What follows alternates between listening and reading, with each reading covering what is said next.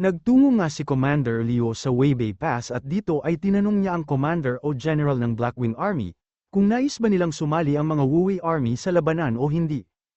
Agad namang pinapasok si Commander Leo sa tent ng Commander ng Blackwing Army, pero pansamantalang natahimik ang mga ito.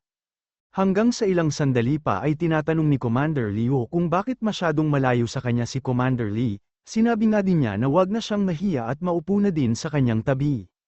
Pero tinanong lang naman ni Commander Lee kung masaya na ba ang dating commander ng Chingsai Army na si Commander Leo sa pagiging scout niya ngayon. Gayunpaman ay masyado nga daw malakas ang loob ng isang scout na tulad ni Commander Leo na magtungo ng mag-isa, sa kampo ng kanyang kalaban, sabay tanong kung ano ang nais niya. Dito ay sinabi ni Commander Leo na nais nila ng 1.5 million, magandang offer na yan wika pa nga ni Commander Leo. Pero tinatanong lang naman ni Commander Lee kung anong 1.5 million ang sinasabi niya. At sinabi nga ni Commander Leo na 1.5 million ang kapalit o kailangan niyang ibigay, upang hindi sumali at makipagtulungan sa mga noble lords ang Wuwei Army. Kaya naman agad itong napasigaw at dinuro si Commander Leo, tinatanong nga din ito kung bina-blackmail ba siya nito, tinanong nga din niya kung hindi ba pwedeng mag-focus na lang sila sa digmaan, at tigilan na ang paggawa ng walang katapusang mga tricks o estilo nila. Hinawi naman ni Commander Leo ang kanyang kamay at sinabi na hindi ito isang blackmail, huwag mo namang pagmukaing masagwa ang offer namin wika pa nga niya, sabay sabi na magkakaroon ulit ng pastahan sa Royal Capital. At dahil nga daw sa magaganap na pastahan, ay pwedeng mabawi ni Commander Lee ang pera niya, kapag nanalo siya. Kaya naman inisip nito na hindi siya dapat maging pabigla-bigla, dahil ang offer nga daw ni Commander Leo ang pinakamagandang desisyon, na pwede niyang gawin sa darating na labanan o kasalukuyan nilang sitwasyon. Gayunpaman ay sinabi nito na nakikipagdigma sila Commander Leo para sa South State, kaya paano akong magtitiwala sa inyo tanong nga din ito, at tinanong nga din niya kung paano umano niya masisiguro na hindi nila kakainin ang salita nila. Agad lang naman na pinatong ni Commander Leo ang braso niya sa balikat ni Commander Lee, at dito ay sinabi niya na matapos ibigay ni Commander Lee ang pera, ay agad nilang aabisuhan ang mga pasugalan sa Royal Capital. Sinabi nga din niya na matapos nilang maabisuhan ang mga pasugalan, ay agad mag-uumpisa ang pustahan, at magiging epektibo na din ang kasulatan o dokumentong ito. Dagdag pa nga ni Commander Leo na pinapahalagaan nila ang kanilang reputasyon, madami pa nga daw silang mas malalaking plano at pangarap na matupad, at ang nais nila ay pangmatagalang benepisyo. Kaya naman biglang napaisip ito, at napapatanong nga siya sa kanyang sarili kung may susunod pa ba silang plano at pakikipagtulungan sa kanya, masyado silang ambisyoso wika pa nga nito sa kanyang sarili. Gayunpaman ay agad din niyang binigay ang 1.5 million, at dito ay sinabi niya na paniniwalaan niya sila Commander Leo sa pagkakataong ito, napakaastig mo wika lang naman ni Commander Leo sa kanya. Agad na ding dinampot ni Commander Leo ang pera, at muli ay tumawa siya ng pagkalakas-lakas, sunod nito ay nagpaalam na din siya, at sinabi pa nga na inaasahan niya ang susunod nilang pagtutulungan. Samantala makalipas naman ng ilang sandali, ay kausap ni Commander Lee sa telemirror ang isa sa kanyang mga tauhan. Dito nga ay sinabi nito na may mga panibagong pustahan sa Royal Capital, ang pagpustahan nga daw nila ngayon, ay kung tutulong ba ang Wuwei Army sa mga noble lords o hindi, sige ipagpatuloy mo lang ang pag-obserba wika naman ni Commander Lee. Ilang sandali pa ay nilabas nito ang isa pang telemirror upang gumawa ng panibagong tawag. At hindi nga nagtagal ay sumagot naman sa kanyang tawag si Long Kay, na agad tinanong kung bakit siya tumatawag, akala nga daw ni Long Kay ay abala siya sa digmaan. Huwag mo na akong pagkatuwaan Long Kay wika naman ito, sabay sabi na nais niyang humingi ng pabor kay Long Kay, at tinanong nito kung nasa Royal Capital ba siya ngayon. Oo andito nga ako sa Royal Capital wika naman ni Long Kay. At dahil nga daw sa naubos na ang mga paninda niyang sabon ay mga paperwork naman ang kailangan niyang asikasuhin. Sabay sabi na dahil sa digmaan na sinimulan nila ay naubusan na siya ng sabon. Sinabi lang naman ni Commander Lee na sumusunod lang siya sa utos, pero may magandang impormasyon nga daw siya na pwede nilang pagkakitaan, at agad namang tinanong ni Long Kay kung ano ito. Inutusan nga niya si Long Kay na magtungo sa kahit saang pasugalan ng Royal Capital, at pastahan niya ang hindi pakikipagtulungan ng Wuwei Army sa mga noble lords, pag ginawa nga daw ito ni Long Kay ay siguradong magiging paldo sila. Tinanong naman ni Long Kay kung sigurado ba siya at kung saan nagmula ang impormasyon na ito, pero sinabi lang naman ni Commander Lee na sa ngayon, ay hindi niya pwedeng sabihin ang pinagmula ng impormasyon. Sinabi nga din ni Commander Lee na kailangan niya si Long Kei upang magpadala ng mensahe sa kanyang mansion, upang utusan ang kanyang tagasunod, na pumusta ng 10 milyon. Sige ako nang bahala dyan, wika naman ni Long Kei, sabay tanong kung totoo ba ang chismis na nahihirapan at lagi silang talo sa Wu Wei Army.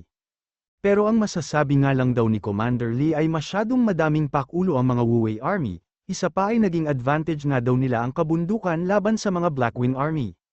Kung ganoon ay totoo pala ang chismis, wika naman ni Long Kei, anong chismis, tanong naman ni Commander Lee, sabay sabi na hindi na siya makikipagtalo kay Long Kei, basta wag na lang nitong kalimutan ang patungkol sa pusta niyang 10 milyon, at nagpaalam na din. Matapos naman ang tawag, ay iniisip ni Long Kei na magulo at tila basura lang ang mga sundalo ng Wu Wei Army nung hiling niyang makita ang mga ito. Kaya napapatanong siya sa kanyang sarili, kung paanong nagkaroon ng nakakagulat na pagbabago ang Wu Wei Army, makalipas lang ng ilang buwan. Napapatanong nga din siya sa kung sino kaya ang mga tumulong at nag-train sa mga sundalo, at iniisip nga din niya na hindi kaya ang mga taong yun umano, mula sa Tianjin. At kung ganun na nga daw ay hindi na siya magtataka kung bakit kabilang sa mga ito si Commander Liu. Kung tama nga din daw ang pagkakaalala niya ay si Lu Shu na leader ng Blue Dragon Village, ang commander ng Wu Wei Army ngayon, sabay tanong kung ang kapatid kaya niya ay nasa Wu Wei Army din. Interesanteng lugar talaga ang South State, wika pa nga nito, sabay sabi na ngayon ay alam na niya ang dahilan kung bakit kada taon, ay nais ni Jiang na magtungo at bisitahin niya ang Tianjin County. Iniisip nga din niya na kailangan niyang magpadala ng mensahe agad sa Sword Pavilion, upang ay paalam kay Jiang ang mga impormasyong ito. Agad nga din niyang inutusan ang ibon na ito, upang dalhin at ipaalam ang mga nais niyang sabihin kay Jiang, at mabilis nga itong nagtungo sa Sword Pavilion o lugar kung nasaan si Jiang.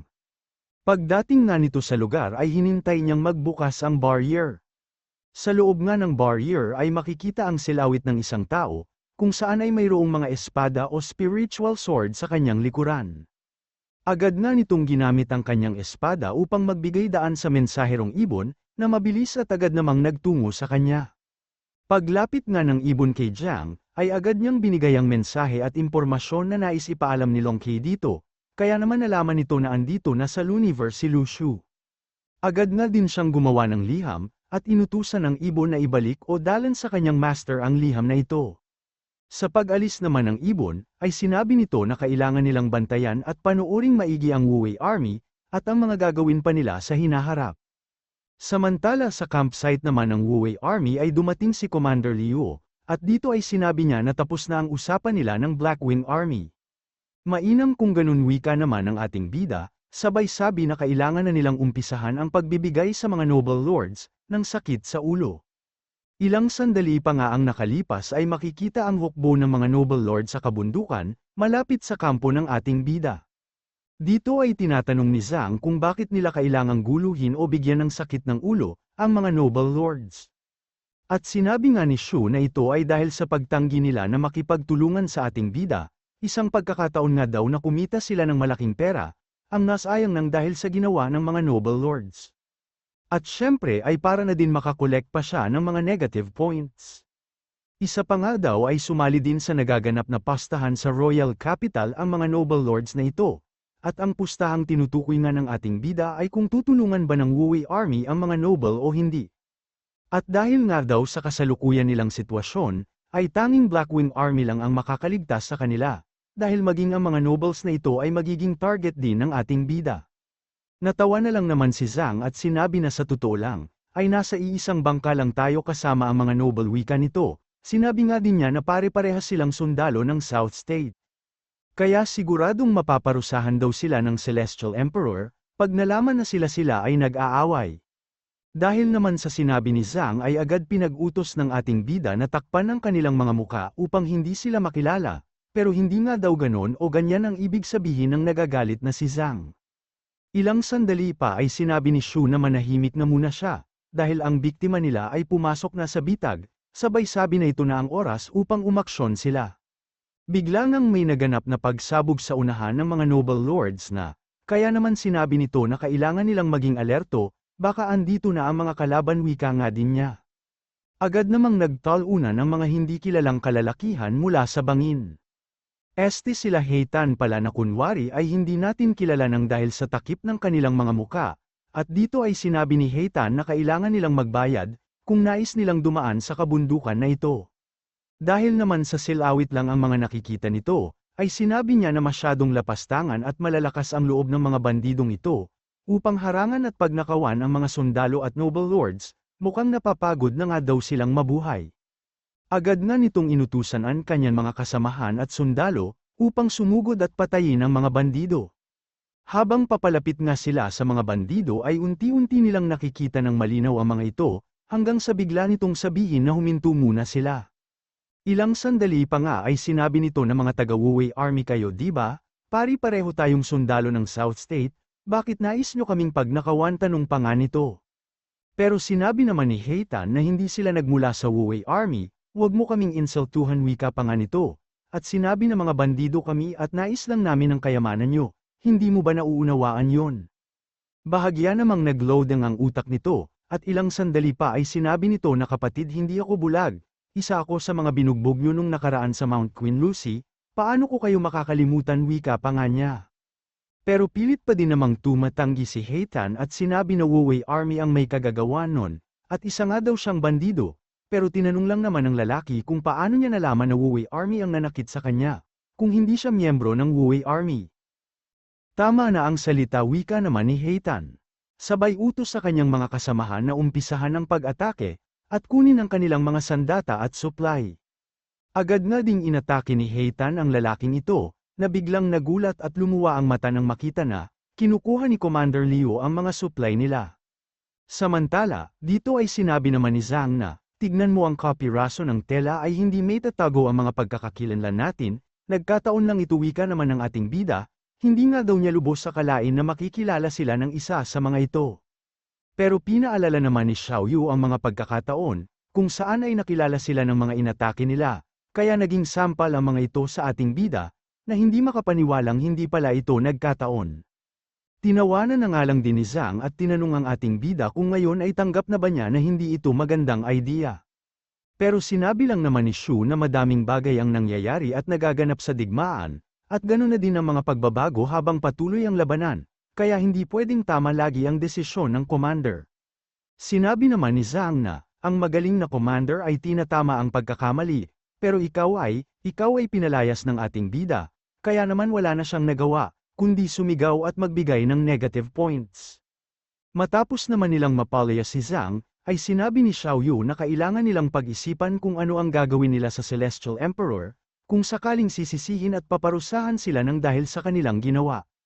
Sinabi naman ni Shu na hindi nila kailangang alalahanin ang patungkol sa bagay na ito, kung magsisimula na ang selection bago pa matapos ang digmaan, sinabi nga din niya na matapos siyang maging disipulo ng Sword Pavilion, ay wala nang magiging problema. Pero kung mauuna nga daw na matapos ang digmaan bago pa mag-umpisa ang selection, ay wala na silang ibang pwedeng gawin, kundi tumakas kasama ng mga sundalo at kayamanan nila. Tinanong naman ni Xiao Yu kung saan sila magpupunta kung sakali, sinabi nga din ni Xiao Yu na hindi kailangang alalahanin ng ating bida ang pagkain, dahil sa ngayon nga daw ay mayroon silang imbak na pagkain, at tiyak na kasya ito ng 5 taon. Hindi naman makapaniwala si Shu na ganun na pala kadami ang imbak nila. Habang si Zhang naman ay kinakagat na ang kamay ni Commander Liu, para lang makawala siya. Ilang sandali pa ay sinabi ni Shu na pwede silang magtungo ng West State o East at North State, sinabi nga din niya na pwede silang magpunta sa mga lugar na yon, bago pa mag-umpisa ang selection. Muli ilang sandali pa ang nakalipas, ay napapatanong ang ating bida kung bakit tila wala na yata silang lugar, sa malawak na kalupaan ng South State.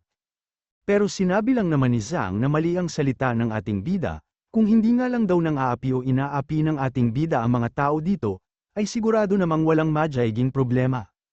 Sana tumagal o matagalan pa ng Blackwing Army ang magaganap na digmaan, at huwag hayaan na manalo ang mga noble lords wika naman ng ating bida, at sinabi nga ni Zhang na kailangan niya lang magtiwala sa kanyang sarili. Sinabi nga din ni Zhang na isa sa mga hukbo ng Blackwing Army ngayon ay hindi makaalis ng Weibei Pass, pero ang mga nasa Sunset Pass nga daw ay patuloy sa pagsakop ng mga lungsod sa kalapit lugar. Kaya naman sa kasalukuyang sitwasyon umano, ay walang dahilan ng mga Blackwing Army upang abandonahin ang Weibei Pass, dahil importanteng lugar ito at pwedeng daanan ng Blackwing Army kung sakaling aatras ang lahat ng sundalo nila. Sinabi nga din ni Zhang na elites ang lahat ng sundalo ng Blackwing Army, at kung ang mga sundalo nga daw ng Noble Lords ay tulad lang sa mga nakaharap nila ngayong araw, ay siguradong hindi sila mananalo sa Blackwing Army.